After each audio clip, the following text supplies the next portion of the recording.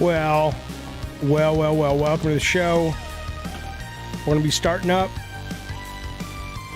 in just about 4 minutes after the great Alex Plox takes us through the Twisted Metal. A little bit of Twisted Metal by good Sir Alex. How are you, fellas? How is life? Somebody wants to know what I think about SpiderMan being out this week. I'm excited, and we'll talk about it in just a second. Goodrich Games. Is that Dave Goodrich? Dave Goodrich. I think that's Dave Goodrich. He and I worked on, what did we work on? Twisted Metal. I don't know. We worked on one of the Twisted Metals or two of the Twisted Metals. He worked on Vigilante 8. Yeah, I'll give you my solve. Dave Goodrich, you tell me.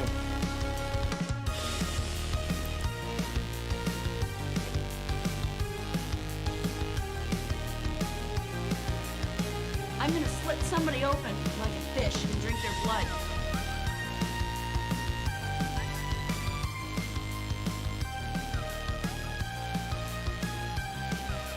I can't help but be racist. It's true.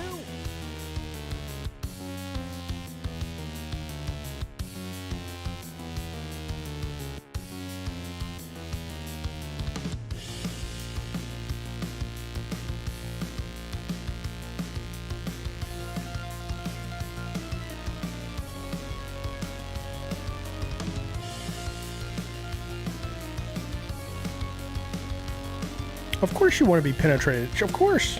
Of course. That's the God of War chair member, though. Sorry, pal. Keep trying. Jesus, really? You're not the only one. It looks like you and Twisted Sith could spend some time together, pal.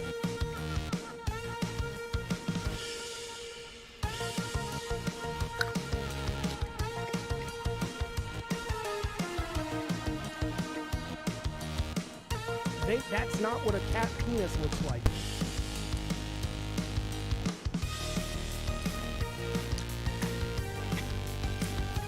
My pleasure, Cooper.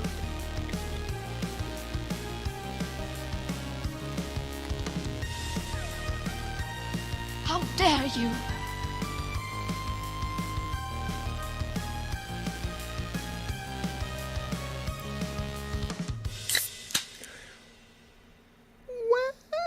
Well, everybody, welcome to the show. Hee hee. Well, let me tell you this, Linda.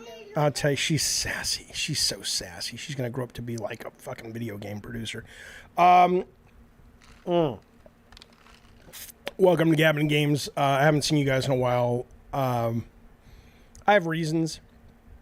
Nothing dramatic or anything. I've just been, I've been busy, and I've been dealing with a bunch of, chores as a papa and whatnot, and dealing with a bunch of taxes. I don't want to get into taxes because they're boring, but let me tell you something. The taxes this year, all the accountants are so backed up, apparently, because of the pandemic, that it's just fucking taken forever to get all it. Why is this not fun? Who wants to talk about taxes? I don't fucking want to talk about it. My point is, I apologize for leaving you high and dry, but I'm back. I'm back to cradle you in the bosom of Jaffe, which is just delightful. I want to let you know two quick things before we do get rolling. The first one is later in the show, about 70 minutes from now, give or take, we are going to be doing something we kind of started a few months back called the After Party, but it's a little different. So what it's going to be is there's going to be a handful of topics that are just for the after party. The same stream will continue. Everybody can watch it. But if you want to be kind of in a roundtable discussion, if you're Cult Calypso, God of War, or any of our mods, put yourself, I'll tell you when this is, put yourself into the Cult Calypso room, and it's like a roundtable discussion for the last couple of topics of the show. So that will be happening later on today. In about an hour or so. Now, I'm ready to show you something. I want you to tell me something, fellas. If you're not able to look at your screen, that's okay. I'll describe to you what I'm showing them. because I want to see if you guys are able to, and I'll tell you later in the show what this is. I want to see if you guys are able to guess what you're looking at. This is a piece of sheet music. I haven't read sheet music since high school in the band. It's only got two and a half. It's got one note, which is a fast little note. I forget what they call the fast notes. And then there's a long sustained note. And that's it. And I forget all the nomenclature, but it's above the top bar. So it's a high, I don't know if that's a D. I don't know what the note is, but it's a fast note, and then it goes really high, and then it goes even higher. But the second note is sustained, right? So it's fast, and then, right? Okay, there you go. That's all you get. That's all you get. Let me know if you know what the fuck you're looking at. And if you don't, you're going to be quite delighted to learn what you're looking at, because it's cool, man. It's fucking cool. That's what I'll say. Listen to this, man. Anybody guess? Can anybody read fucking music? Jesus Christ, where's Bukkake when you need him? He's working today. He would have been on the show otherwise. But all right, well, let's move forward. All right, let's talk video games, fellas. And that, what I just gave you, there's a hint. That does relate to video games, what I just showed you. Very, very heavily so. In fact, that piece of music, or whatever that piece of music reflects, was so important that the people who own it, or the people who created it, actually filed a copyright on it, and they received a copyright. That is how important to them, and I think to most people, this actually is right here. So there's a big hint for you. We'll move forward, though. All right, look. 91 Metacritic for Spider-Man 2. We're going to talk... Spider-Man's marbled throughout this episode. We're going to talk a lot about Spider-Man here and there. But what I will tell you is 91 Metacritic... It hasn't dropped. It'll eventually drop because that's how that shit works. But it'll probably, who knows, probably settle out at around 86, 87. But still, 91 for well over 100 reviews. That's fucking great. That's fucking great. So congratulations to Insomniac. What an accomplishment. And we'll talk about it in terms of, have they come up with the plan that's going to save the kind of AAA gaming I know a lot of you guys love. We'll talk about that in a little bit. But 91 Metacritic, and I am very, very excited. I don't want to spend too much time with the haters, but I do want to show you this. I was talking about how excited I was for Spider-Man, and I just wanted to, kind of bring these to your attention. This one guy hits me up. And he's like, oh, well, Jaffe, name is Rose Goldie on Twitter. Another Sony first-party fatigue narrative destroyed. Can't wait for you to start the cycle on the next release. You might get it right by then. My friends, my delightful, darling, lovingly proportioned friends, this is the problem I have with the internet. No one does nuance. Every single thing I've said about Spider-Man is, I love Spidey, can't wait to play it, I'm sure it'll be great. I have had the complaint, and if you've read the reviews, you've seen a similar complaint, which is like, it's kind of more of the same, but it's really good. It's great, and yeah, they add some wrinkles here and there, but it's, it's what you know. But it's really better than it's ever been done before. So I'm excited by that. But I'm sorry, Rose Goldie, if you feel that your take is the correct take, it sucks for you because you have to be wrong in this. But the fact of the matter is I am a visionary. I'm a genius. I was tested when I was a child. And what I will tell you is I'm a canary in the coal mine, my friend. You're talking about something today. Of course they're excited today. I, as a designer, somebody who, when I worked in games, you have to work 4 or 5 years in advance of where the audience is going to be, and we'll talk about that a little bit too as it relates to certain games that just came out. You got to be 4 or 5 years ahead. So I'm like Paul Atreides and Dune to you. I can see with the spice what's coming down the road and all the permutations. But Rose, you can sit back in the cheap seats and throw little stones, bitch. Now I'll tell you one other hateful comment I got. And this was really annoying because this is one of my favorite games of the year. Then we're going to get off all the negativity, but I had to, I'll be honest with you. What am I doing with this? I am making content out of these fucking people's bullshit. Because I can clip this and story this and all this shit, and I'll get some views, maybe some new people come over and watch our show, and I get to push back at these dicks. But we're going to move on in just 1 second. This is another person. One of my favorite games of the year is Baldur's Gate 3. And all I did was make a video complaining about the map. And I don't even dislike the map now that it's been explained to me. But Baldur's Gate, one of the major criticisms leveled against it, which I agree with, is if you're not already a CRPG player or you're not a D&D, I love D&D, but I don't know the 5th edition rules and I don't play it all that often. There's a lot of things that won't make sense to you, okay? And I just made a video about how the map was confusing. And this is what this guy writes. The Inevitable 24 says, sounds like you're not really enjoying Baldur's Gate 3, or at least not as much as Starfield, LMFAO. And you found something to nitpick, because the game is loved by everyone while you were busy waiting on Starfield. Like it really ain't that hard to follow quest markers to the objective. Beyond noob shit here, dude, please crawl back into your mother's vagina and dig yourself into her womb and suffocate in there. Did you guys see the fucking, the amniotic sac that the babies are in when they're in their mama's womb and they float and shit?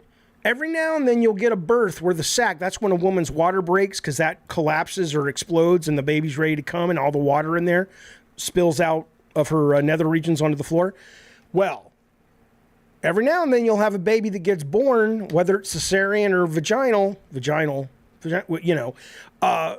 and the thing don't break. So there's a video online of a little baby, newborn, out of the mom, still in the fucking sack, kicking around, floating in the water. It's the craziest goddamn thing I've ever seen in my fucking life. It's pretty fucking cool. Twisted Sith, been a member for 19 months. He says, I appreciate it, buddy. He says, this is your monthly reminder. What the fuck were you thinking when you created the Desert of Lost Souls in God of War 2005? I love you. I love that level. What I was thinking is I was going to do an Iron Man game with single track. This is back when Tom Cruise was going to be Iron Man. And I had a mechanic that I thought was the bee's knees, which was Iron Man, Tony Stark is flying around and he's rescuing people from a burning skyscraper. This is before 9/11. And all you can go on is the audio because it's smoke and fire and all that shit. And I was like, that really does sound fun. Like, follow your nose, but follow your ears, right? So that's what I was thinking. I thought it was really fucking cool. So, whatever. Also, Carlos has been a member for 26 goddamn cockadoodie months. He says, I would resubscribe to Game Pass if it had good games like Skull Island, Rise of Kong. I'm this close to buying it. I want you to understand something, Carlos. For the longest time, this year, many critics, I haven't played it, have said that the Gollum video game was the worst game of 2023. And then this King Kong game comes out this week, and they're saying, no. This is the worst game of 2023. I'm going to buy it. I don't want to buy, I don't know how much it costs, but once it's like $20, I'm going to buy it. You almost have to wonder, why didn't they just put that fucking thing? I mean, what do you think when you got a game like that? Do you know? I've told this story before, but when Drawn to Death is sitting at a 56 on Metacritic. That was the last game I worked on. I remember sitting with the guys at Bartlett Jones. We were taking bets of what the Metacritic would be. We were all over the board. None of us went to 56. But we were like, lowest was like 72, highest was like 94. We didn't know. I wonder if the guys who made Skull Island, Rise of Kong, are they just like, dude, yeah, it's a piece of shit. And even the publisher's like, yeah, we made it in 4 months. Of course it's a piece of shit. We don't care. We get the licensing. I don't know. I don't know how that works. We used to make total pieces of shit at Sony ImageSoft before we became PlayStation, but we worked hard on those. Even the games that people shit all over, there was a lot of work that went into those fucking games. I don't know. I don't fucking know. You would resubscribe to Game Pass, though. Interesting. Yeah, I've been really enjoying Game Pass. It's great. Jaffe, have you played or are you thinking about, says Bacon Magna, playing Lords of the Fallen? I have no interest in that game. This is the world. This is the market. This is the reason probably that Jim Ryan's retiring. Pete Hines is retiring. People are just like, I got to get out of this fucking business. Nobody knows what's going on. The idea that Lords of the Fallen, which looks beautiful, by the way, but the reviews are middling, and it depends. Some people really like it, but most people are like, it's okay. There's no room for that anymore. There's no room for that anymore. Think about that, man. Think about that, David Goodrich. There is no longer room for anything. It's like Top Gun. Like, maybe you'll be Goose or Maverick. Can I tell you guys a story about David Goodrich real quick? You can, if David, I'm only going to tell it if you're here. But it's like, or Iceman, maybe Viper, you know? And then the rest of them, you're like, I don't know what their names. You can't be that. Lords of the Fallen are some of the pilots in Top Gun that you never fucking knew the names of. That's kind of what it was. But no, I have no interest in playing it. Jeff B. Gaiman says the same people crying over Spider-Man 2 open world content don't keep same energy for Zelda Tears of the Kingdom. Well, I haven't played it yet, Spider-Man. But what I'm telling you is that Tears of the Kingdom, though, is innovative out of its butthole. It's insanely innovative. It's insanely creative. A lot of people have never fucking played anything like it when it comes to the freedom that game gives you. Spider-Man looks like it's an execution masterpiece, but I do think if you are talking about Zelda Tears of the Kingdom being a more robust piece of game design, that's probably accurate. Goodrich, what you missed was I don't know, I was talking, you came up and I don't know what I was doing. I have ADD, it just goes a lot. But anyway, I'll tell you a David Goodrich story, but I gotta wait and make sure he's back before I tell you. Let me tell you something. We'll get Goodrich. Fuck it, I'm just gonna tell it. I'll delete it. It shouldn't bother you. It's a compliment, but it was so weird. Okay, listen. So I worked with Goodrich. I don't even remember anymore. Goodrich was kind of like at Sony Santa Monica. I don't remember if you were a full-timer there, but you also worked at Utah. So I forget who you actually worked for in terms of which company. But we worked together on some of the Twisted Metal games. And then he vanished. I don't remember what happened. If you left Scott's group or our group, but we didn't see it for like a year and a half. And I'm sitting there at Sony Santa Monica. I'm tweaking something, tuning. I don't fucking know. I'm doing something. And I hear this behind me, this and I turn around and I am like, oh my God, it's David Goodrich. But this motherfucker, I'm going to tell you, I'm just going to be honest with you. I have never seen a man get such a successful makeover in my life. I don't know if he grew his hair out and got plastic surgery, got a new chin. Maybe he just worked out, but it was like, it's like when Clark Kent takes off the glasses and you're like, oh, wait a minute.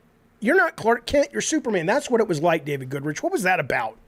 I always wanted to ask you what the fuck that was. That was cool, though. I bet all the ladies were like, now I'm here for you. All right, listen, here's what I'm playing. I want to tell you what I'm playing, and I want to see what you're playing. What are you playing right now? Out in the world, what are you playing right now? That's what I want to know. I'll tell you what I'm playing. I'm not going to bore you with this too much because I know not everybody gives a rat's ass about this particular video game, but Marvel Snap is a year old. I'm loving it as much as I did when it first came out. They have a lot of great giveaways, not just for their Halloween stuff, but just to celebrate being a year old. This is a delightful game if you love the Marvel comics like I do, if you love the collectible card games, if you love the Ben Brody joints like I do. This is the shit. So I'm playing a lot of this. Now listen to this. You guys know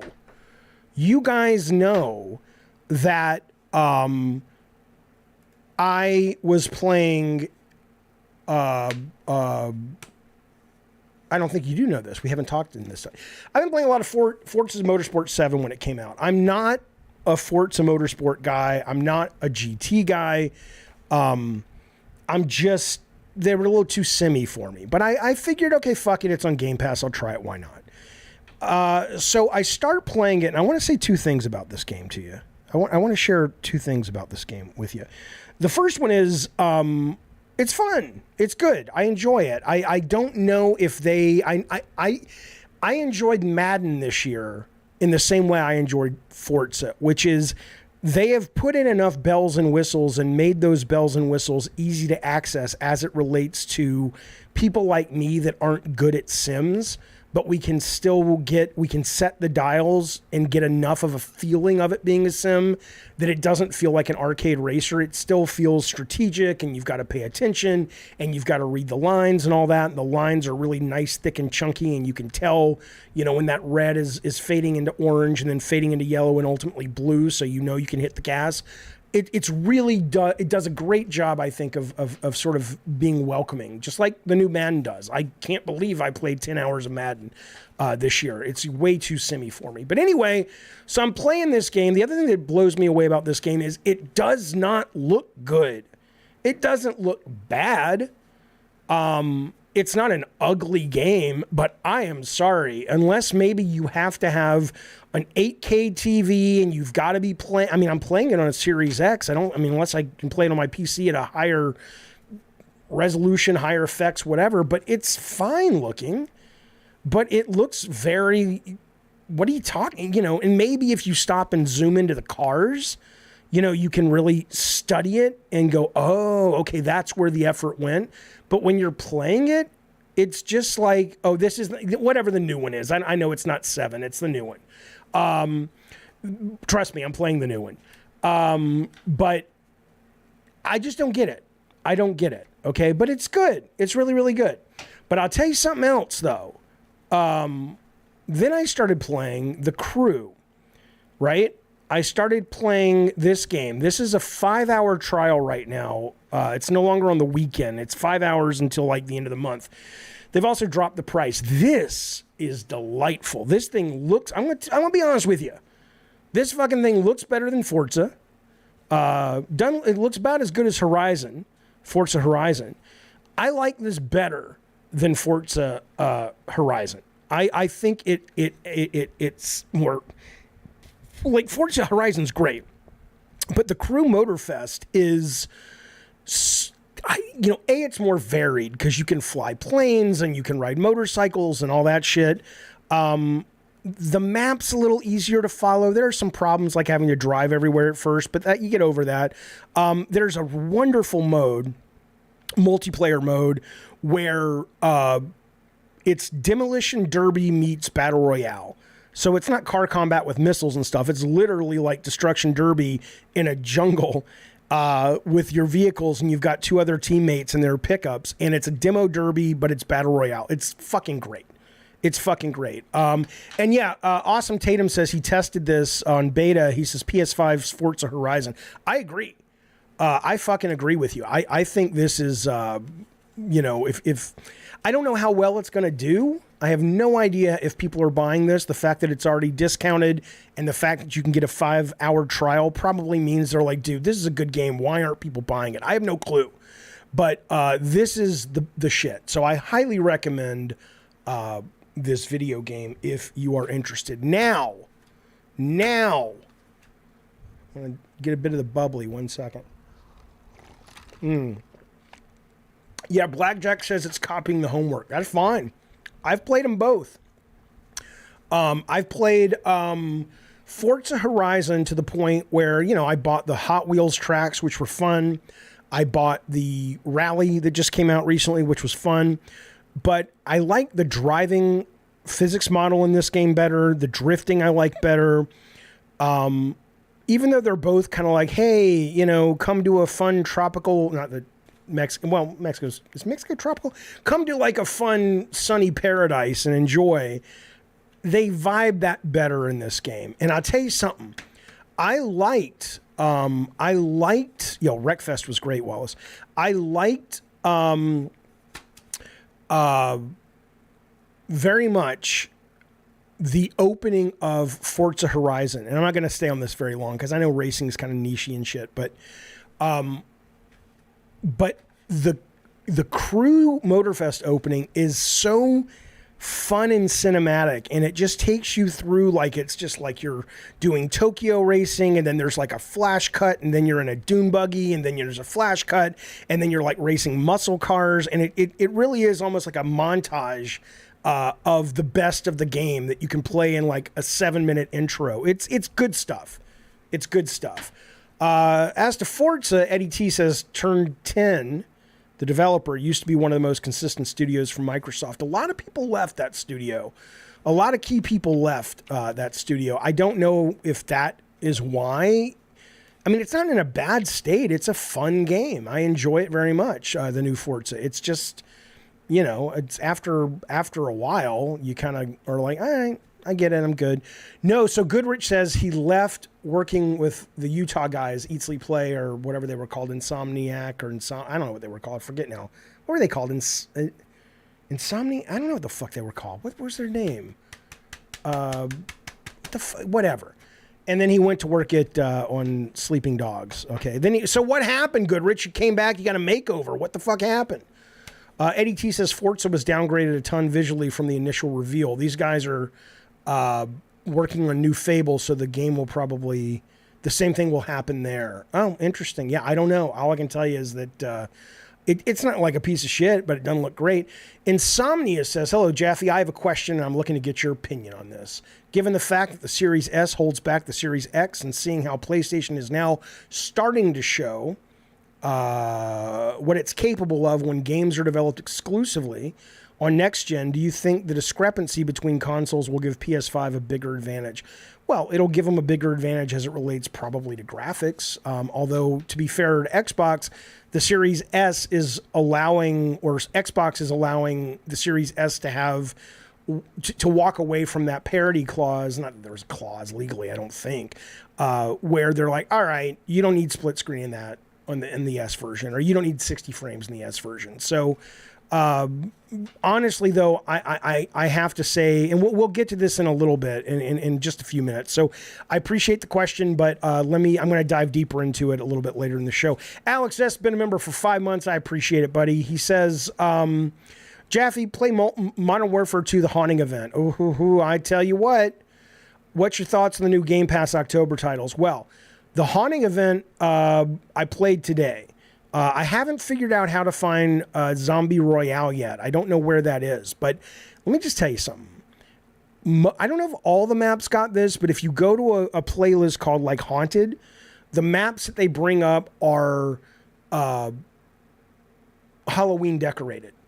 And I only played one, which was the Embassy. And man, I want those guys to make a fucking straight up horror game. The decor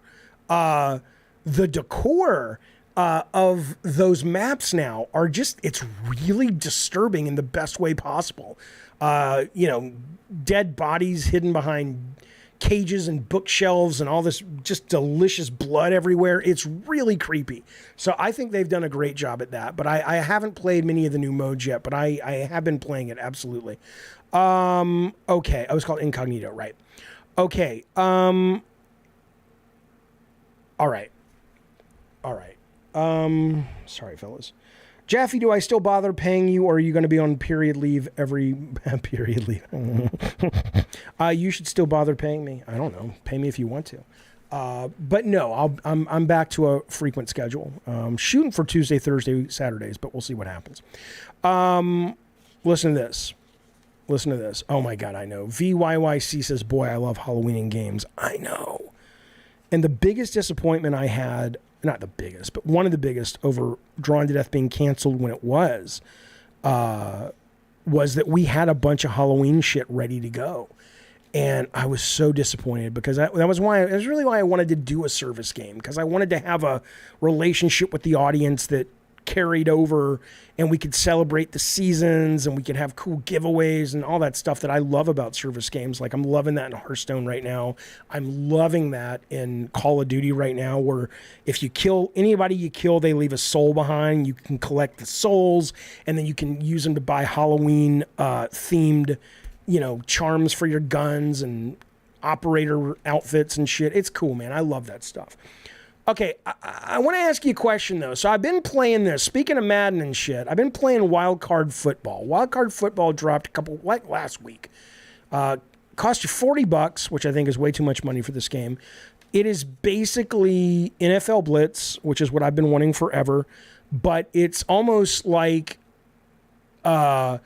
it's NFL Blitz, but it's a lot crazier when it comes to the power-ups. Like there's UFOs and there's rock walls you can summon to block people with the football, and there's like, you know, you see a guy right here on the screen. There's like the quarterback has a shield around him so he can't get tackled. All that stuff, right? It's if you love, it's not a Roblox game. It is it's an arcade football game. If you played NFL Blitz, that's what this is. The only thing this doesn't have, which is kind of disappointing, is if you remember at the end of NFL Hits, every play at the end, you could still control your guys and just tackle and beat the shit out of each other before you went to the next play. For some reason, it's so fucking dumb. Maybe because it's an official, I think it's an NFL or an American Football League. I don't know what the fuck it is. But it's got Colin Kaepernick and a bunch of other football players in it. Maybe they're like, yeah, we won't do that. I'm like, come on, man, it's so fun. But anyway, here's my question for you. So it's $40. It's too expensive. If you were, you know, here's what I'll tell you. I was thinking about this. As much as I have wanted a game like this, if I was back at Sony and somebody walked in, a developer, and said, hey, do you guys want to publish this game? I would have to say no, even though I could play it and I could love it. Like I don't love it, but I really enjoy it when I play it. But I don't think there's a market for this anymore unless you make it specifically for PS Plus or you make it specifically for Game Pass. I'm surprised they didn't kind of go the Game Pass route or the PS Plus route, because that's the only viable place for a game like this. You can't make it free to play, because that market is just fucking saturated like a motherfucker. It would be dead before you know it. You can't go free to play with this. You can't go $40. You probably can't even go $20. So I don't really know what they were hoping to do with this shit. But I don't think it. I haven't heard any. Is anybody in the audience? Are you guys playing this? Has anybody given this a play? Because I mean, if when it comes to Game Pass or PS Plus, which it inevitably will. We should do a game night with it because it's a lot of fun. It's a great deal of fun, but it's definitely, it's just not, I don't know. I would turn it down. Goodrich was in the business. Goodrich, what would you do? If you were given yes and no's to development and a developer walked in today, 2023, and said, this game is at beta, or let's say alpha, we want you to publish it. We want your company to publish it. Would you say fuck it, yeah? Or would you say no? I as much as I love it, I'd have to say no. Eddie T says never even heard of it. There's no NFL or NHL games on Switch, says Blake. That's true. This is the only NFL football game, semi-NFL, on the Switch. What do you mean it's lazy? It's good. It's not lazy. VYYC says it's lazy. Have you played it? Maybe you have. I don't know. But it's not lazy. It's really fun. But I just don't know if there's a market for it, is all I'm saying.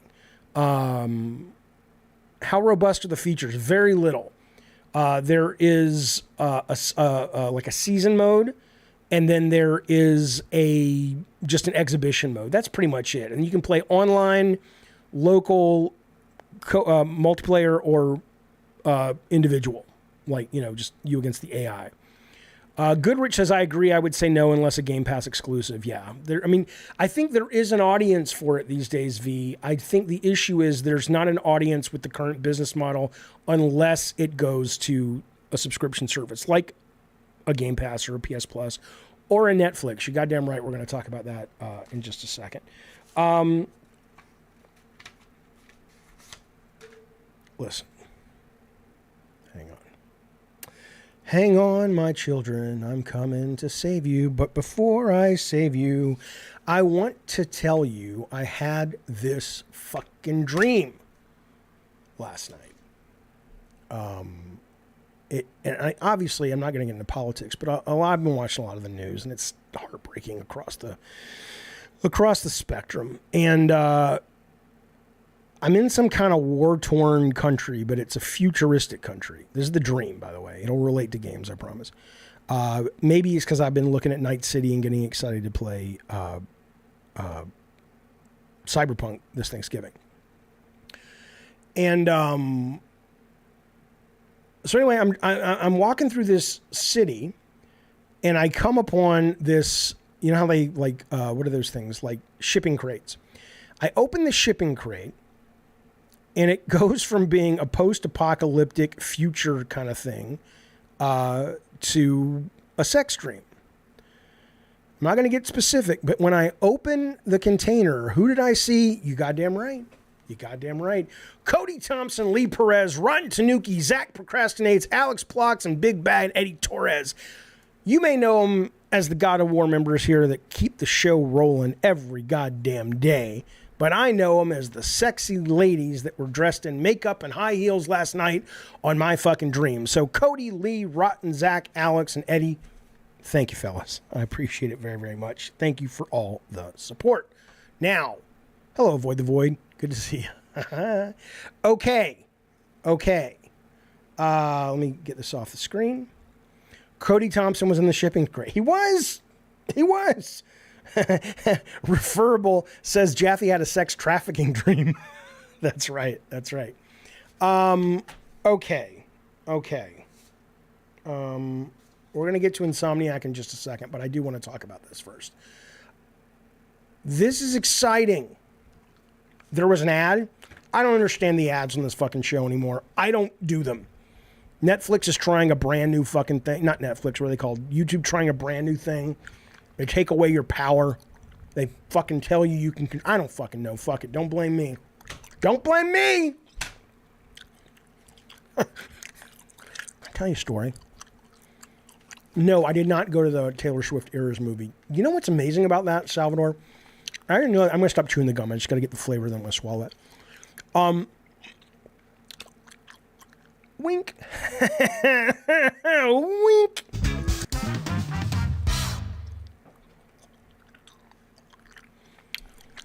Listen. I didn't know this. This is cool. So Taylor Swift, her concert film came out, made a lot of money, almost $100 million in a couple days, and then it's gone. It's coming back Thursday. She doesn't let the movie studios play it. AMC or whoever she did a deal with. I don't know if she went right to the exhibitors or what. You can't. She won't let you play it Monday, Tuesday, Wednesday because she doesn't want kids to go to school and skip school and not do their homework to watch her film. And that's something. She's a delightful little scrumpet.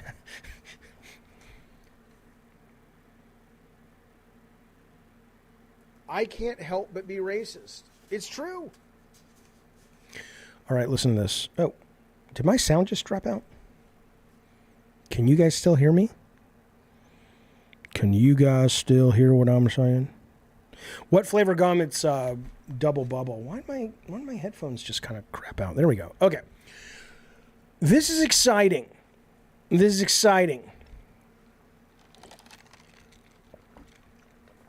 I'm sorry. I'm drinking it. I'm drinking. Most people take a break. I don't do it. I got a drink and there's ice. Listen. I'm a little frustrated by the reporting here, and I saw a couple live shows today talk about this, and I'm frustrated by how they talked about it as well.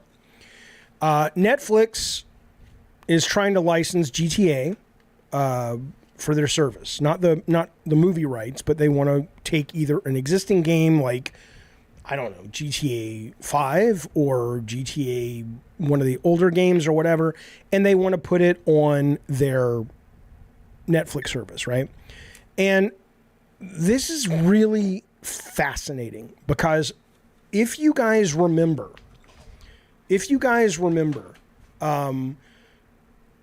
Raph, who was the art director on God of War, all the new ones, and that motherfucker is one of the most talented artists I've ever goddamn seen in my life.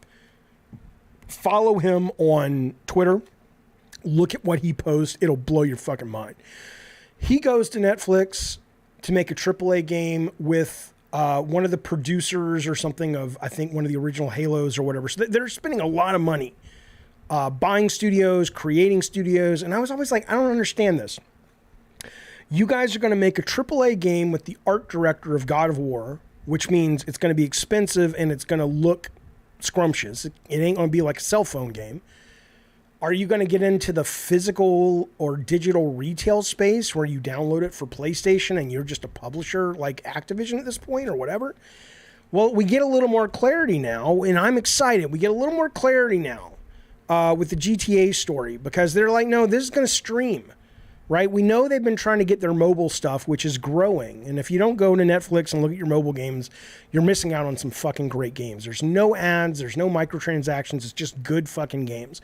But they have like almost 100 games over there.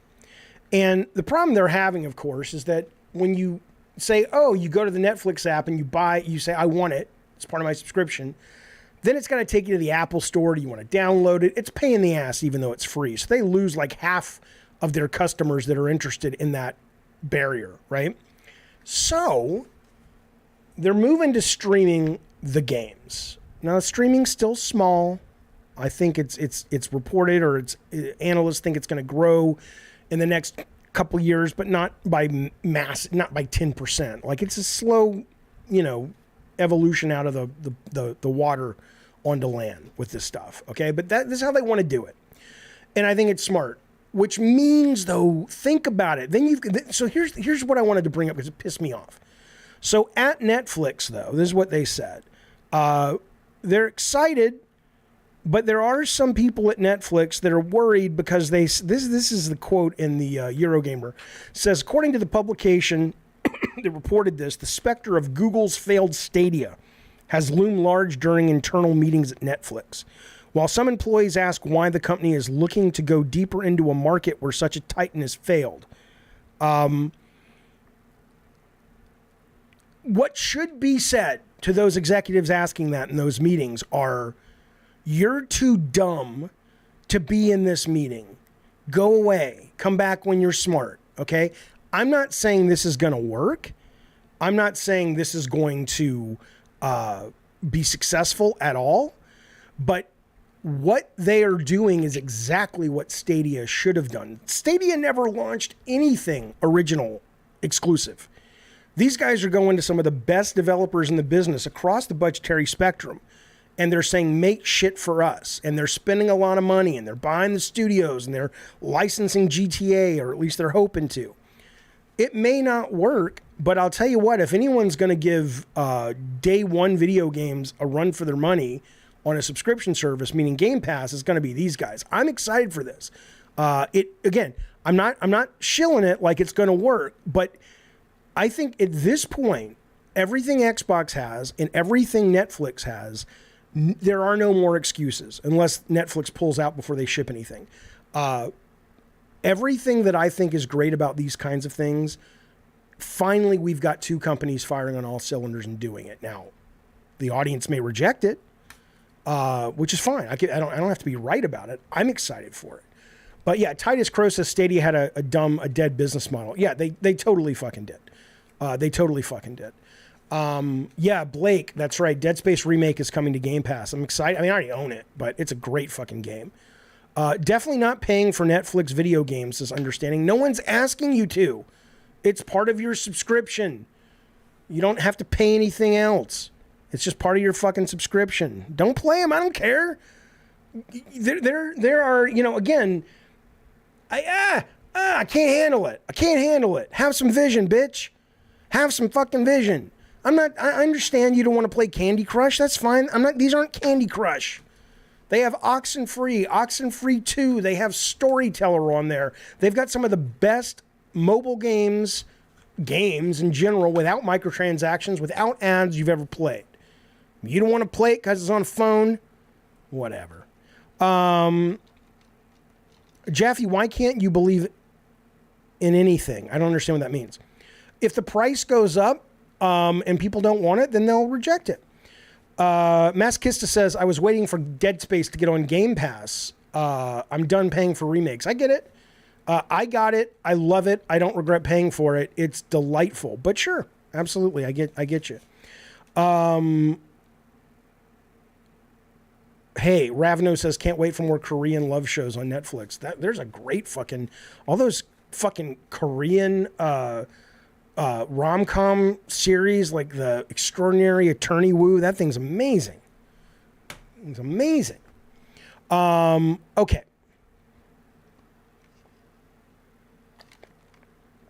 Jaffa, do you plan on streaming PS5 games? No. The only time I stream games, Bacon Magma, is when I'm in the bathroom. So I'll stream, like I'm streaming, what's that thing, that visual novel, Second Citizen or something that was all the rage last year? That's my poop game. Or I'll stream to my iPad when I'm in bed sometimes. But that's pretty much it. Okay. I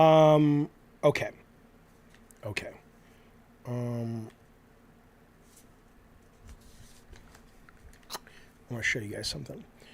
I'm not bringing P Turtle on today. No offense, P Turtle. I will do a full-on show with P Turtle. Like we should schedule that, but I don't want to get into it today. But absolutely, P Turtle, let's do a show. Okay. Last thing I want to tell you. Yeah, 9 Live says, remember when P Turtle lied about playing Starfield? I do remember that. He said it ruined his life. Okay. Hey, Ricardo's here. Hello, buddy. Yes, Spidey week. I'm excited. Okay, let's focus, Jaffe. Come on now. Don't be a baby. Jim Ryan.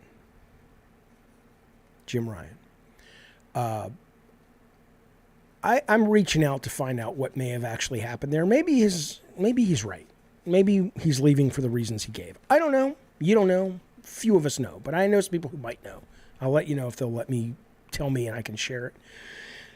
But in the meantime, I'm 50-50 on why he left. But I will tell you, I've told this story a long time ago, but I would sit with Sony executives 8 years ago, and they would share with me, other than a few of them, there was like, Scott Rohde's name was mentioned, of course. Shuhei's name, of course, was mentioned. Other than a few of them, those upper up fellas, old school. They didn't play cell phone games. They didn't know what the fuck any of the, Clash of Clans. I mean, they didn't know any. Their ears were not to the train track. They were perpetually living in put a game in a box, ship it, get the end caps at Walmart. That was their worldview, right? And I only bring this up as it relates to what just happened on PlayStation this week, which is Roblox launched. Okay, and I'm not gonna sell you on Roblox, whatever. Roblox came in at number 3 at its first week, which is huge. It's only behind, I think, Fortnite and Call of Duty. It's still in the top 10 on Xbox. It's a multi-billion-dollar behemoth. Okay, but this is why it relates to PlayStation. Anybody, when Dreams was being worked on, if they would have known what was happening in the industry,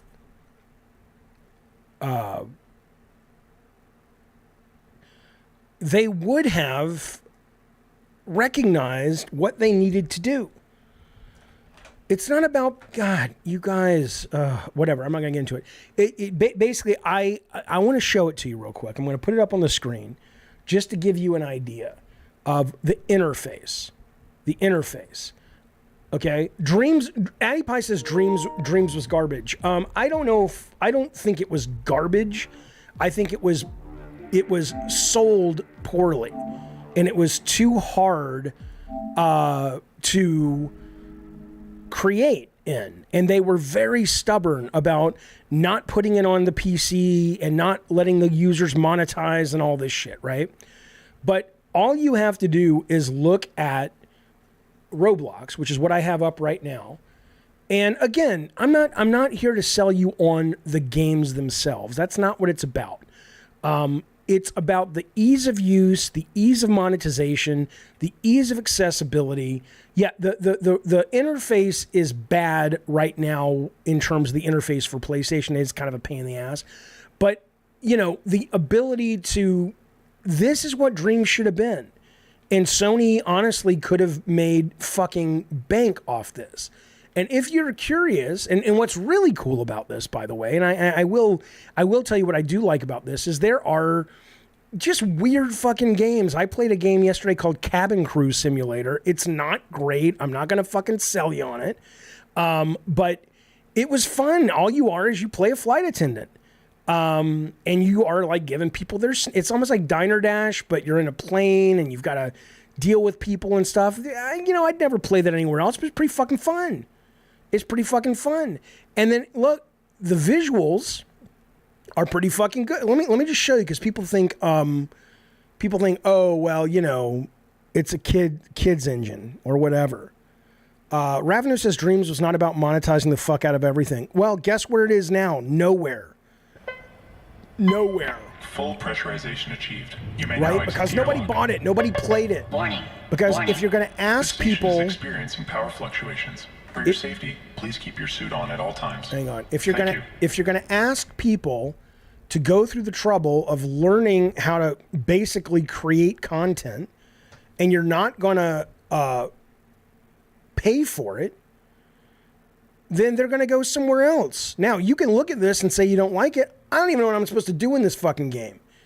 But I'm sorry, but the fact that I think this is wonderful. I really just do. I think that we're getting to the point where this is what can be created by one person is insane to me. And it's democratizing games, and it's going to give us different games and new artists. Of course, it doesn't look like Roblox, because people still have this idea of the kind of the old school, what it was 5 years ago. And things have changed, and it's wonderful. And there's horror games in here and all this stuff. It's really good. Now, this game in a second is going to, I don't understand what this game is, because in a second it's going to be, if you're listening, I'm running around this kind of space station. And what tends to happen, and it increases in frequency, is in a second there are these beings that appear. But I don't really know what I'm supposed to... And this is a really big environment. I mean, there's tons of places to go.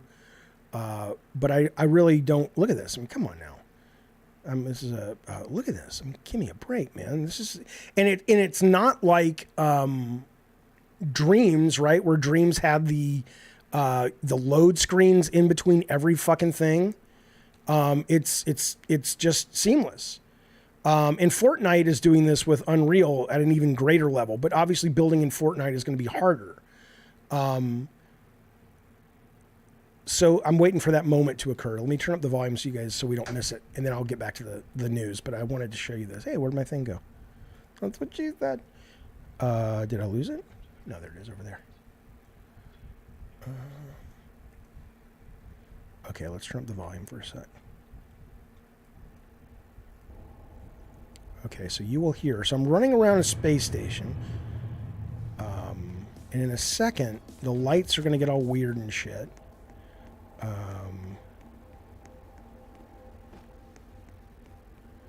And these beings will appear. Is it better than Starfield? Jesus. Global illumination and screen space occlusion looks whack in this game. Nobody cares, man. I mean, you care, and that's great. And that's wonderful if you care. But most people don't give a shit about that stuff. They want easy access, and they want to have fun. They want to play with their friends.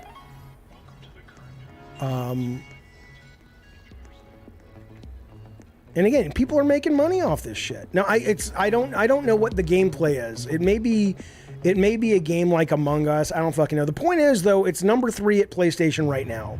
Oh, here it comes. Yeah, see it every now and then. This happens, and it starts to increase in frequency. The lights get weird, and these aliens show up, and I have absolutely no idea.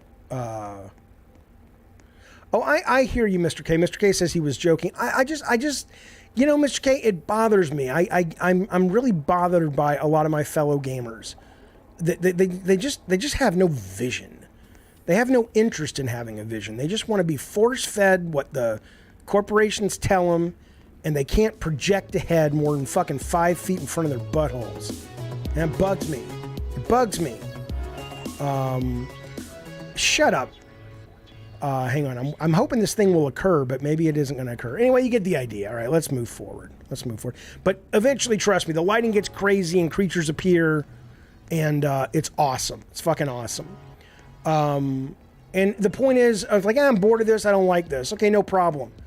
You go on, and then suddenly, boom, you're into it. I mean, it's just insane. It's insane. That's what Dreams should have been. That's what Dreams should have been. Unfortunately, there was no vision. It was the same old fucking Sony shit that always pisses me off, which was, let's make it arty. Let's fucking make it arty. No, don't make it arty. Let's monetize it and make it fun. Make it easy to use. And make it so people really want to express themselves in it. It's not what Dreams was. That's Roblox. That's right. That's right.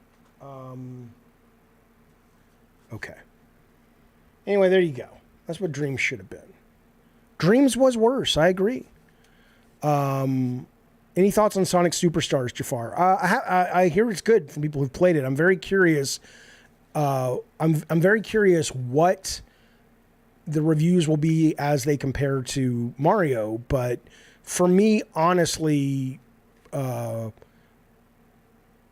you know, Spider-Man's what I'm focusing on this week. Absolutely. What's my obsession with Sony, says Noobs for Hire. I don't have an obsession with Sony. I don't know what you mean. But we will talk about this because I think Sony does have it right when it comes to... Eddie T says Dreams was unveiled with a guy playing a piano. It had no chance. Okay.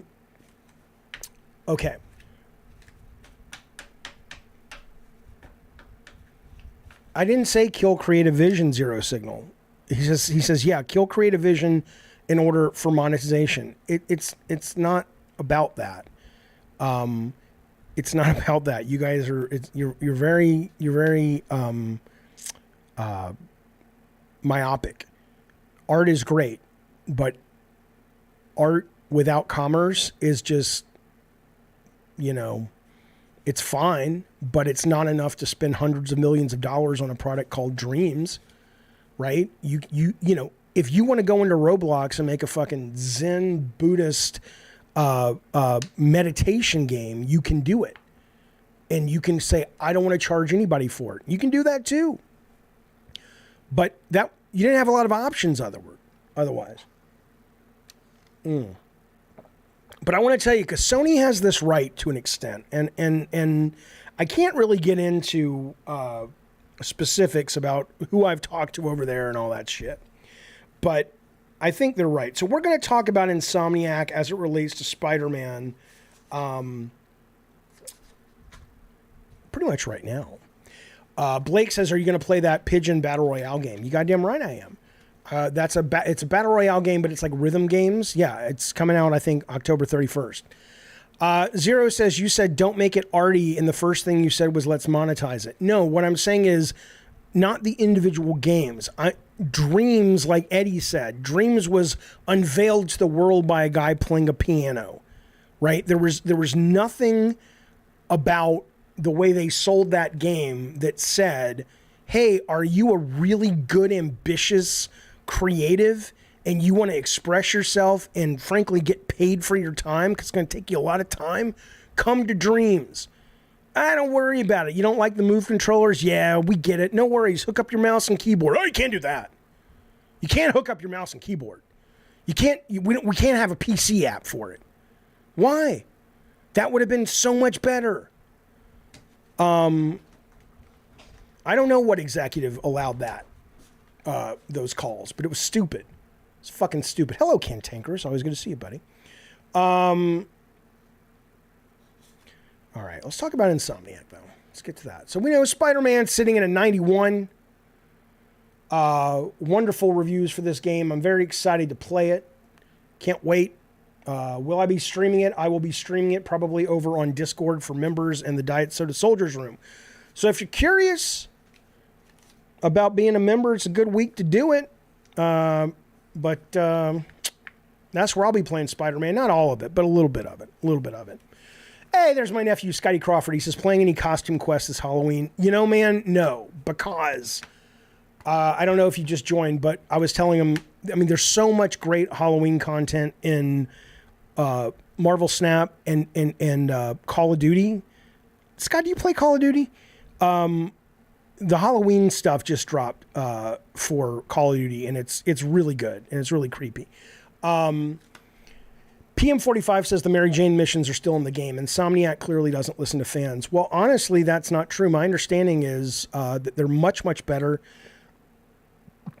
It's very American to say this, but, you know, they've allowed her to have a gun so she can shoot her way out of trouble.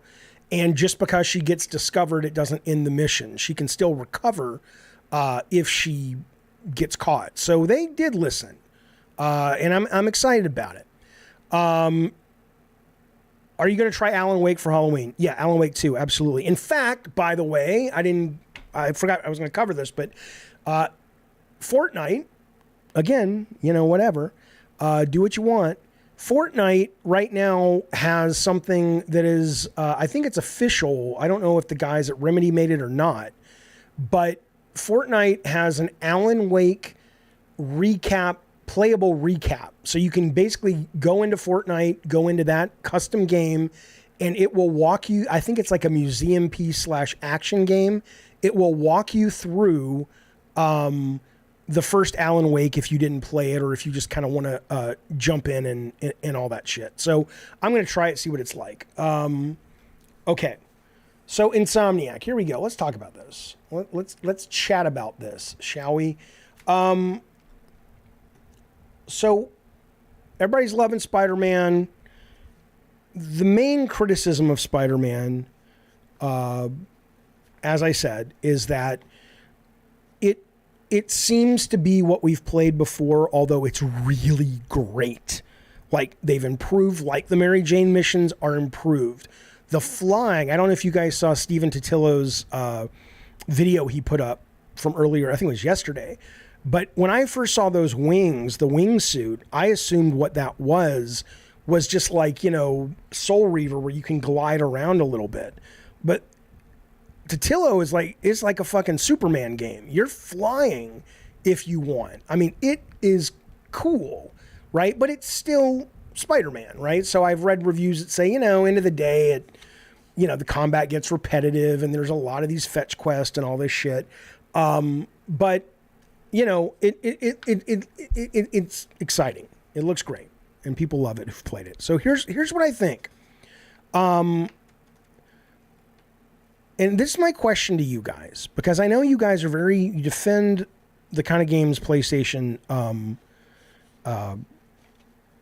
is famous for. And I do enjoy those games. I just wish there was more variety than there were, but whatever.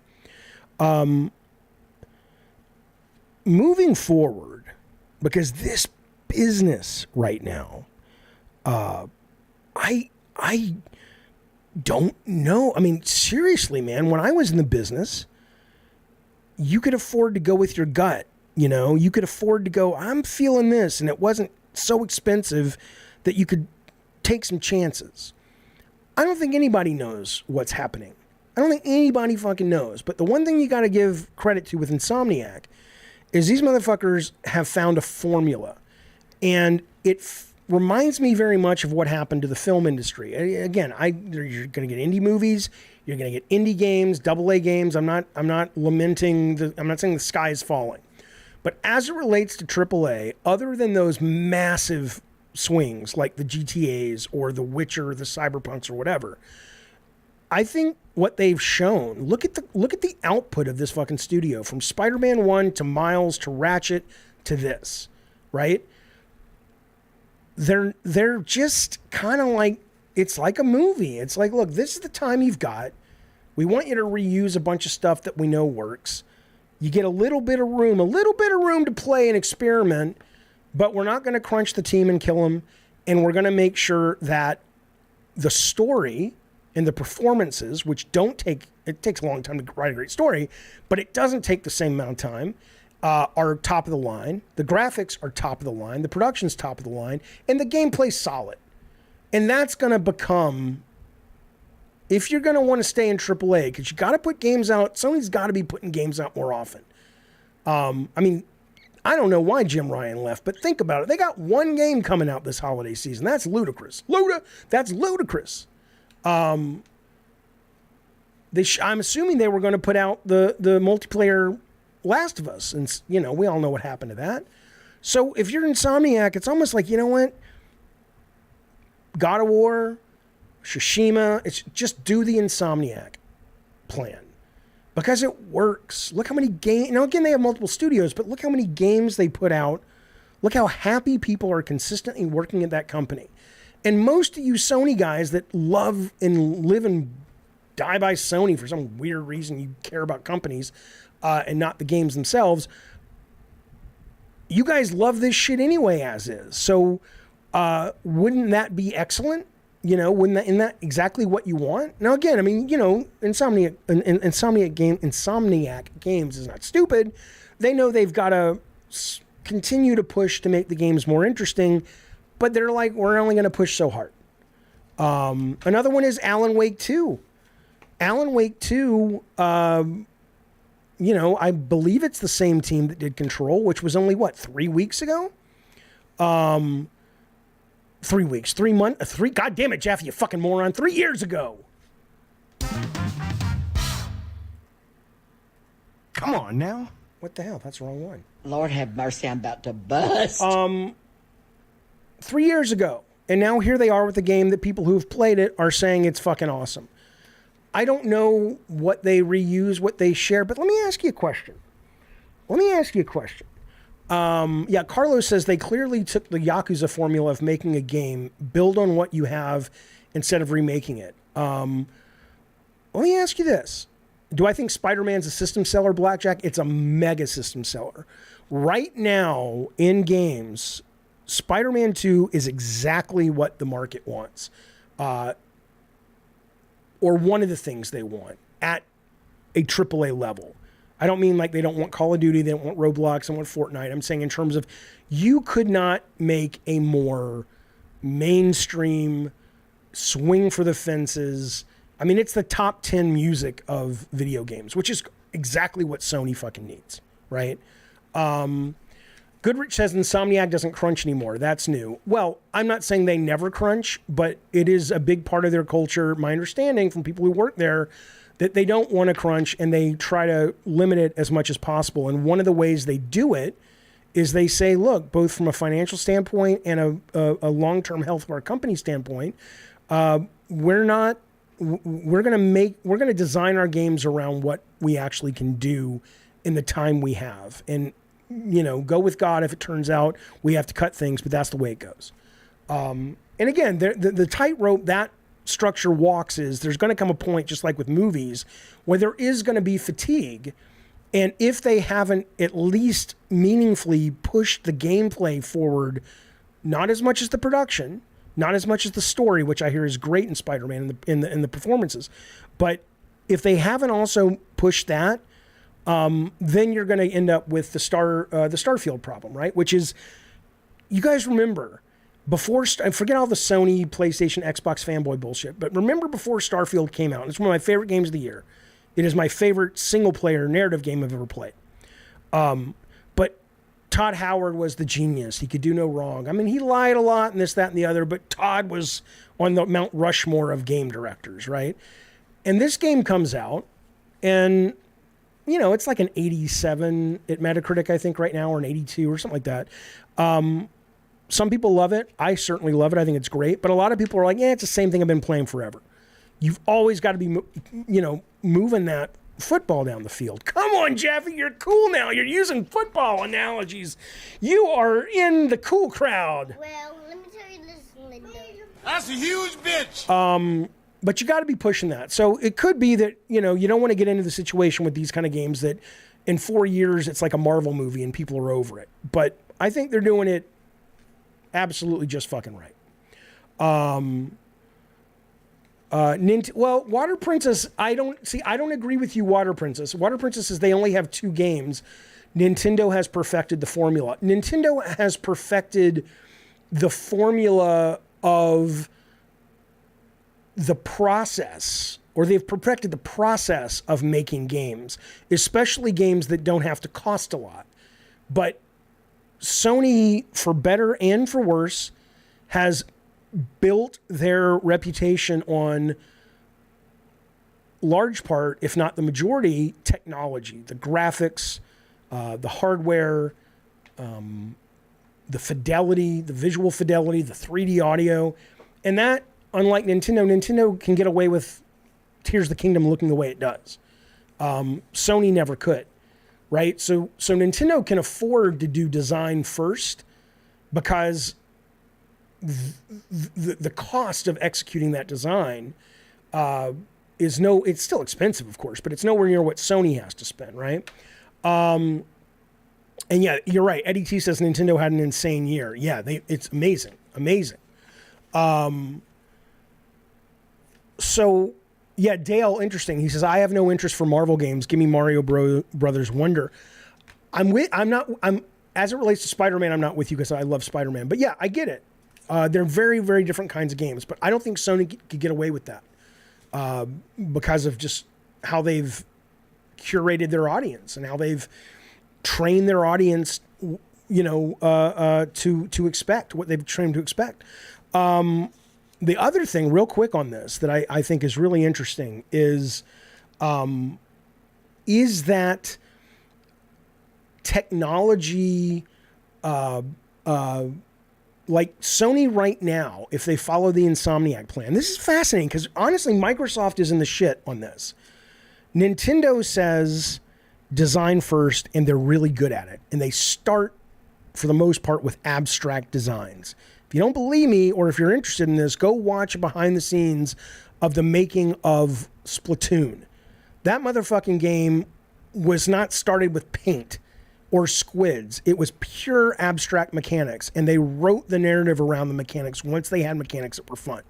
Sony, not everywhere, but for a large part, they lean more on the production crutch and the graphics crutch.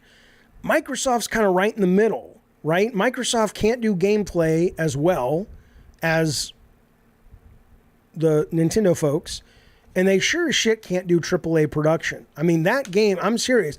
I'm not a graphics whore, but Forza Motorsport, whatever the fuck it's called, that game is not a first-party game in terms of visuals. Horizon is, but how that game got to ship, and they're like, this is a first-party game? I mean, again, it's not a shitty-looking game, but I'm telling you, something's going on where Microsoft is trying to straddle the fucking fence, and I don't know if they're going to be able to pull that off, but we'll see. Except Uncharted, Tomb Raider games set the standard. Yeah, that's true. That's true. I mean, Uncharted should, I'd love Uncharted to come back and do they've kept it away long enough and do a Insomniac formula. The other thing I think about too is maybe we're also getting on to a point where,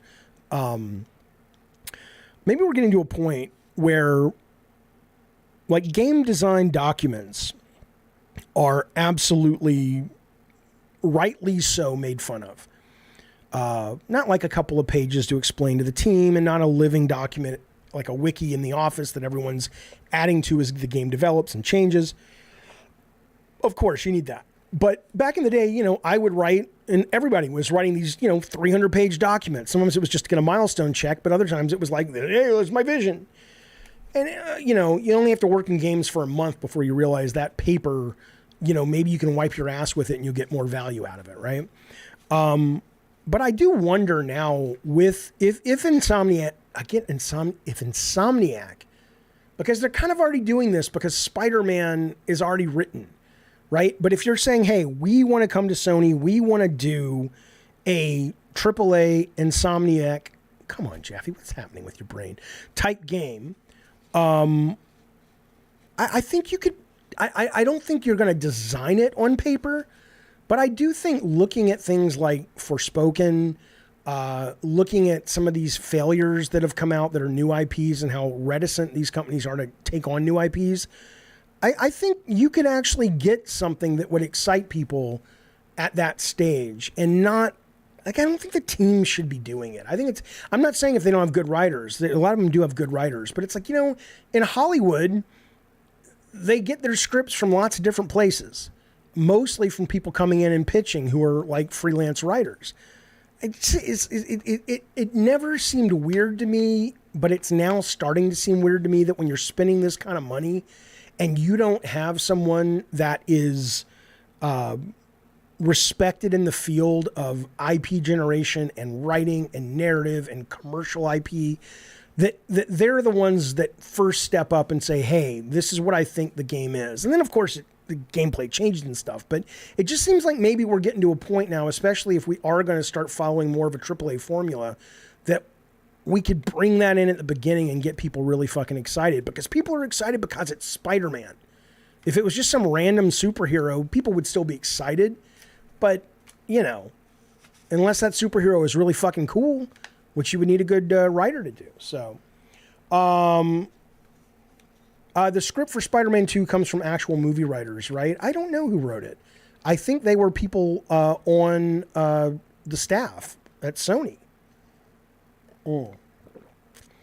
Mark Arnold says, and then completely change the script with studio and producer notes. Well, again, I mean, you know, you've got to have people in that role that know what they're good at and what they're bad at. And if you've got an executive that's, you know, stirring the honeypot and fucking shit up, somebody needs to say that. You want a Daredevil game? I've been meaning to show this for the last couple weeks. Look at this. Look at this. Jeff, you think Xbox will bring Prototype as their superhero title? I hope not. I mean, unless they redo it, you know, maybe they'll put an old version, but I think if you're going to go after the superhero thing, don't do what Infamous did. He's a superhero, but he just looks like you and me. No, give him a costume. Don't give him a fucking costume. That's what, you know, if you want to play a superhero game, give me a goddamn superhero game. I don't need you to fucking reinvent it. Look at this. I forgot about this. Look at that. Daredevil had a video game. I was going through some old comics the other day. It was a PS2 game, and I never played it. I don't know if you guys played it, but it was from Encore Studios. Probably a piece of shit. Probably never heard of it. Yeah. Yeah, Brian East, that's a great point. James Gunn literally made everyone love a talking tree with 3 lines. That's right. I mean, I'm not saying it's easy, and I'm not saying just because he did it once, he can do it again. But there is a talent to that, and I think maybe it's time to take that even more seriously than they have in the past. You know what I saw once? I was at Comic-Con ages ago, and I saw a first-person shooter Punisher game. I don't think that ever came out, but it was on the PC. It was when Doom or Quake was ruling the roost, and maybe it was just kind of one of those things where, Marvel's like, that's too violent. I have no idea. Microsoft should be full steam, says Kevin, trying to put out the games they announced in 2019, 2020. Now this Activision crap is over. They need to put those games out. They're saying they'll have 3 of them out this year, Avowed, I think, and whatnot. But frankly, all of their, again, I love Game Pass. I'm a fan. I love what Microsoft's trying to do. I'm a fan. But their IP generation from the very beginning has been shit. Blink's the Time Cat, or, again, Avowed may be great, but, you know, it's a roll your own character. Fable's a roll your own character. Wasteland's a roll your own character. It's like, give us some characters. Give us even Gears, right? I mean, Gears used to have, Marcus and Dom and all that. Now I don't. It's like the lore has gotten all fucked up. I don't know where it is now, but it's like, other than Gears, which was Cliff and the guys at Epic, I don't think Microsoft's ever done a compelling intellectual property. Certainly not one that was homegrown. So I'm absolutely with you. Liza P. Living Legend is great. I love it. I'm not going to finish it. It's too hard, but I love it. You love Blink's come on now. Okay. let me ask you one more. Oh, here's what I wanted to ask you real quick before we move on. So let's say, what would you say about this? So let's say Insomniac is like, okay, the next game we're doing, Mark Arnold says, what's Elden Ring and Baldur's Gate if not roll your own? I'm not saying there's not a place for roll your own. I'm saying that if you want, and maybe they don't care. But if you want to endear your intellectual property to the masses like Sony and Nintendo have done, and maybe they don't, then it's going to be a real struggle to do that when the vast majority of your games are roll your own characters, is what I would say. They need some things that they really need some, I mean, Schaefer's one of them, but I don't know, because Schaefer is one of the most consistently creative guys in the industry. But I don't think the world is excited for another Psychonauts. But but they don't have enough people who are just out of their fucking minds creative like Schaefer. And I think they need more people like that, but sort of the less cartoony versions. But let me ask you this. So Insomniac is like, okay, our next game after Wolverine is Doctor Strange. I'm making this up, but I want to ask you, is Doctor Strange. And here's how we're going to do it to keep the budget. We're going to, because it's Marvel shared universe, we're going to have New York from, let's just take it, the Miles version of New York. So not the new sections or whatever. Just keep costs down. And then we're going to have all of Doctor Strange, his enemies, all that's new. The quests are new. The powers are brand new. We're also going to create smaller open worlds in Nepal, where he trained and where that monastery is, and obviously on the astral plane, right? But it's still 60% of the art of the main environment, and get a graphical update, would still be that world. Would you go, $70 for that, go fuck yourself? Or would you say, no, I'm down? Could be possible, as they already worked on the portal tech. Yeah, no, they could, it's totally possible.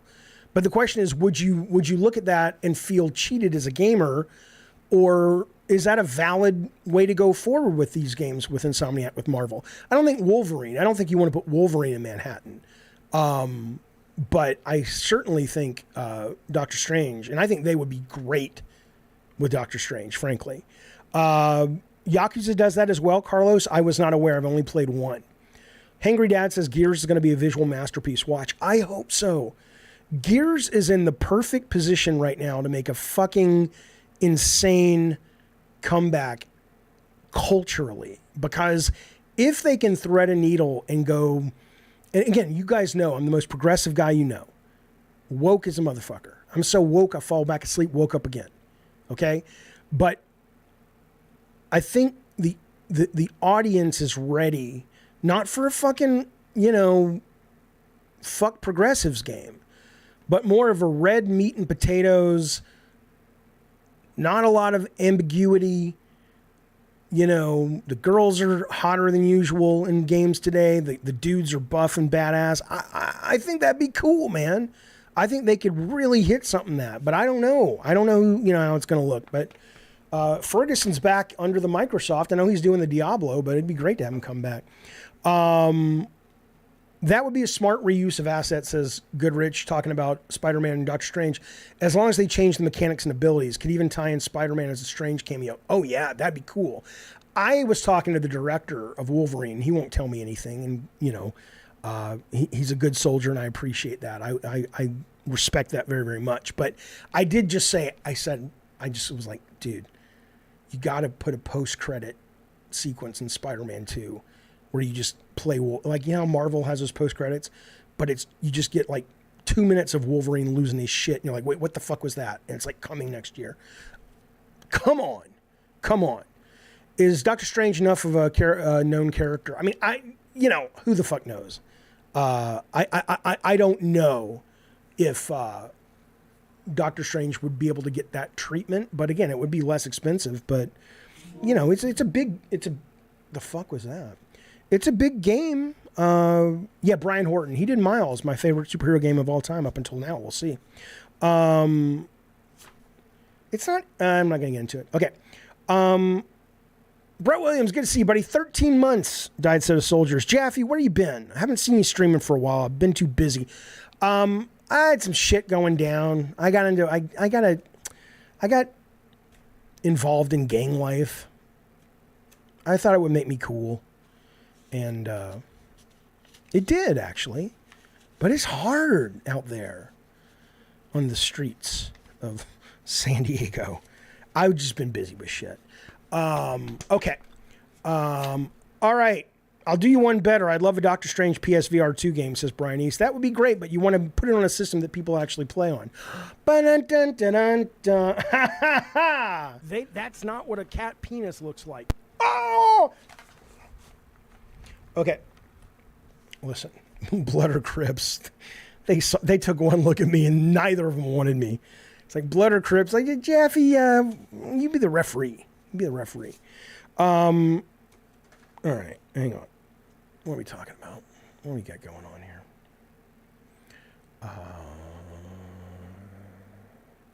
Just heads up, a little bit of news, nothing much to talk about as it relates to this. I'm not saying Prototype wasn't awesome. I'm saying it's not a big fucking deal. It's not a big fucking deal in terms of, don't remake that fucking game. Don't remake that fucking game. It doesn't have the cachet. Give me a brand new hero. Seriously, if you're fucking Microsoft, come on, man. Go spend some money, hire a great fucking group of comic book writers, and create a brand new fucking superhero. You never know where that could take you. Who the fuck wants fucking Prototype? It's a nostalgia play. That's it. Mark Arnold says, if I was in a gang, they'd let me do the embroidery for their patches. Yeah, well, it's something. It's something. John says, I'm surprised nobody talks about The Incredible Hulk Ultimate Destruction. Such a great game. It was a great game. It was so great that's where we ripped off the QuickTime events for God of War 2005. Everyone's like, Jaffe, who created them? You or Resident Evil 4? Hulk did.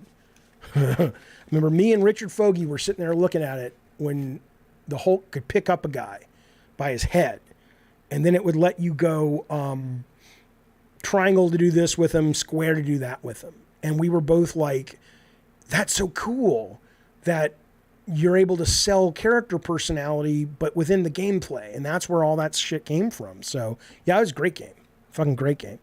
All right, check this shit out. Again, if you like the Call of Duty, I love Call of Duty. I've fallen back in love with it. I'm going to go back to my esports coach next week. Believe it or not, their new season is got a mid-refresh before next month when we get the new Modern Warfare 3, and it's all the Halloween stuff. And I will be setting up a game night for members in the next 10 days. So I highly recommend downloading it and getting familiar with it because it's so cool, man. And it looks cool and it's scary and the skins are cool. And it's just fun. And they've got a zombie mode. They got zombie royales in it now. So, get on in there. Get on in there and join the Diet Soda Soldiers and you can play with us. Another thing I want to tell you about, I got a question. Look at this. Halo Extraction. Hang on, let me close this. Close this. Close that. Close that. Halo Extraction. They just dropped Season 5. And I'm curious about this, right, as it relates to a couple of things. Totally Ted. Yes, I have an esports coach for 5 sessions. I'm making a video about each session, and it's actually been pretty cool. That has been pretty cool. And you know what else is cool? I finally figured out what the fuck was wrong with my internet. And I'm still rubbish at Call of Duty and Halo. But I will tell you now, because I'm getting like 600 Mbps, now I'm doing better. I'm like, okay, that makes sense. Because I was getting it like 90 before. And I'm like, what the fuck? And I find it was the router was fucked up. It doesn't matter. You don't care. You don't care. I'm just telling you my life. We're just normal men. Just innocent men. Bill Spencer! Bill Spencer! Bill Spencer, baby, let's go! Yeah! Hey, Living Legend, thank you so much for the super chat, buddy. I appreciate it. He says, Jaffe, will you be playing Ghost Runner 2? Crazy demo. Probably not, because I did not like the first one. I was very disappointed by the try and die of that game. It was a beautiful looking game. I love the thematic and everything, but it ended up just being, run, shoot, shoot, shoot, boom, dead. Oh, that guy's there. It was almost like you were learning a dance every level. It just wasn't for me. Okay. Anyway, point is, though, I have two things to ask you about Halo. Well, first thing is the Season 5 dropped. And people who are into Halo seem pretty excited by Season 5 Extraction. And I played it a little bit, and the 2 new levels that are professional levels look great. They have a couple of modes that they've brought back. Forge is integrated into leveling up and getting XP. So they really are doing a good job keeping this going. And the one thing I found about this game that I really appreciated, and I'm not saying they're the only game who have done it, but I can't think of another one that has done it, is when I went back into Halo to try this out, the fact that I could go all the way back to the battle pass of Season 1 and Season 2, and they were still there, and I could say, nope, I want to keep working on those, a year after I officially got them. That was pretty fucking cool.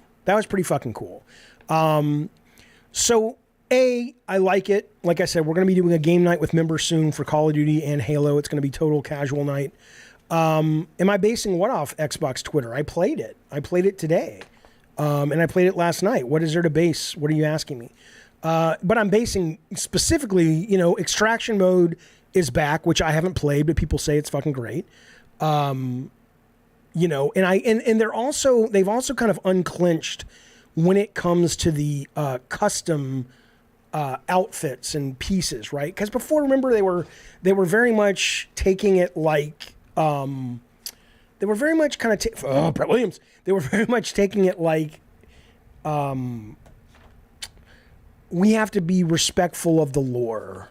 Okay, whatever. Maybe you do, maybe you don't. But the point is, though, Halo Season 5 custom, the visual variety that they offer now is a lot more fun. Like, I actually now want to chase some of this shit this season, whereas before I didn't give a fucking cockadoodie fuck.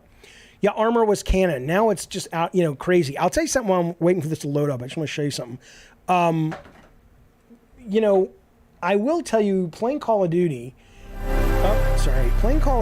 and seeing now all of these fucking, Lara Croft running around, and there's that vampire anime character running around.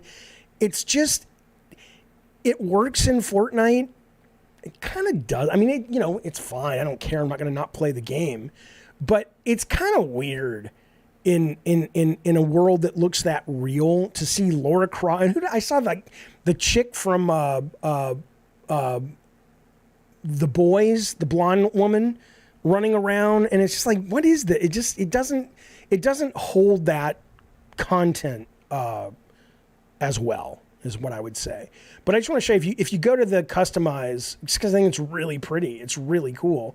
Or actually, if you go to the shop, I guess is where you can see it. But I mean, they started bringing these guys in from the Flood this season, and you can really just customize some fucking cool suits. Let me see if I can find. No, there was another one. There was like one with. Let me see. Was it this one? Where you could make like the fucking Rocketeer and shit. I mean, it was really fucking awesome.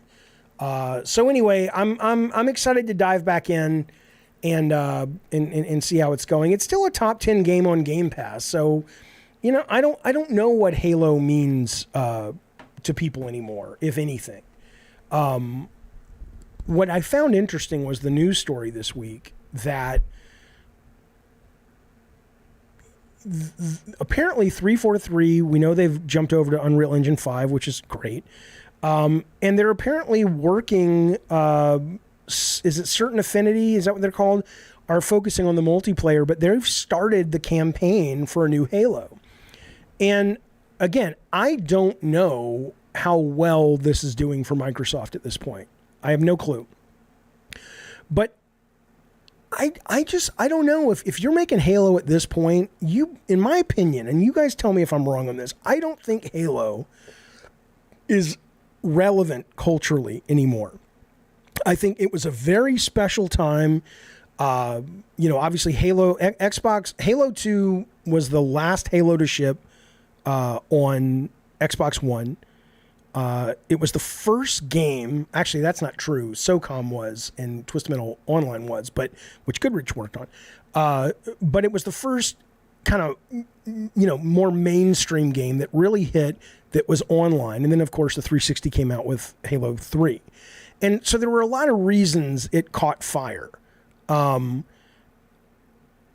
think maybe Microsoft took the wrong lesson in that now that is out of the zeitgeist, there's not a lot of people who really give a fuck about the lore of Master Chief and Cortana and the Flood. I'm not suggesting it's not good. I'm not suggesting they're not great books, and some people love the Paramount series. I get it. I loved the campaign of Infinite. I'm not knocking it.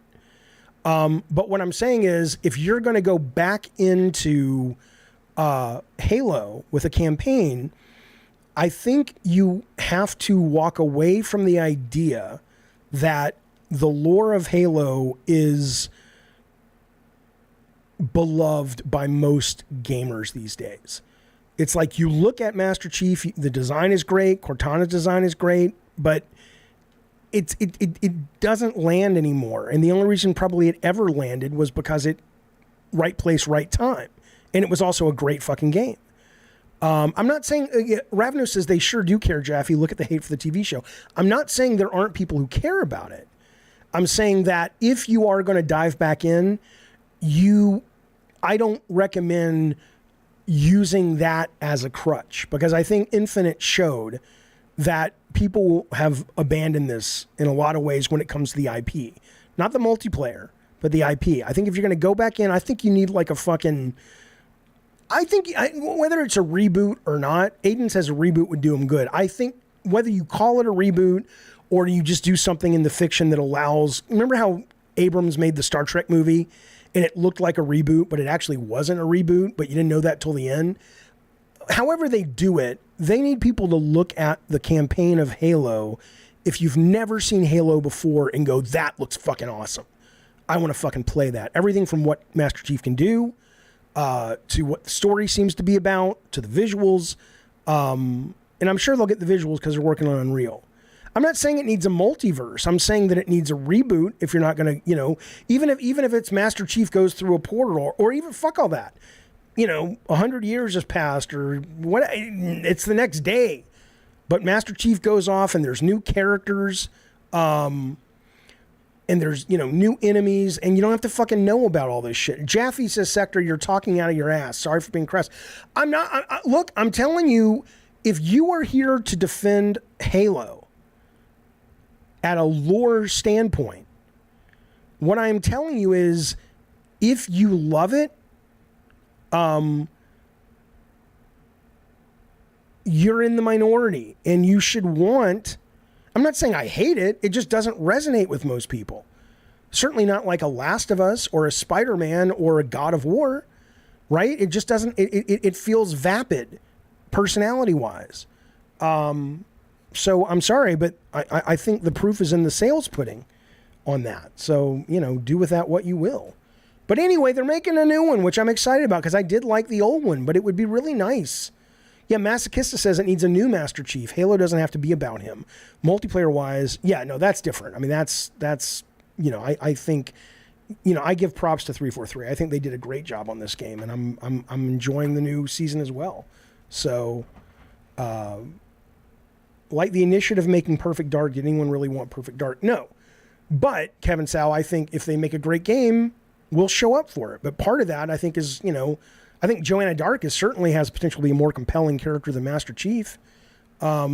Again, nothing's right. He's just a guy in a mask. Even hell with the Mandalorian, it's the same thing, but at least you got Baby Yoda and he softens up over time. This is just, you know, Master Chief, you're the best. Okay, let's move forward though, shall we? Shall we? You goddamn right. And we'll save that for tomorrow. I want to show you this. I want to show you this because no one has guessed it. Remember I showed... Oh, first of all, yeah. Awesome says, I'd rather Jaffe talk to Scott Rohde. I'd love to talk to Scott Rohde. Truth be told, though, Sony's not going to let him get on a call with me. And you know why. Because I'm me. And that's fine. I respect that. I understand that. Scott's one of my favorite people in the business. I have no idea if doing this show over the years has pissed him off or not. I've never said anything negative about him, but I certainly dig into Sony when I feel they're doing something I'm not a fan of. I don't know, but I couldn't be a bigger fan of that dude. He's the knees bees. So if you guys want to reach out to Scott and say, dude, go on Jaffe's show and bug him until he does, I'd love to have him. I used to spend, part of the idea of this show came from, not from Scott Rohde saying, Jaffe, do the show. If you don't know Scott Rohde runs PlayStation America. When I was working with Scott more one-on-one, when he was sort of the executive producer, when we were doing Drawn to Death out of San Diego, I would go visit him for meetings, and then we would end up talking in his office for an hour and a half just about games. Old games, new games, the business, the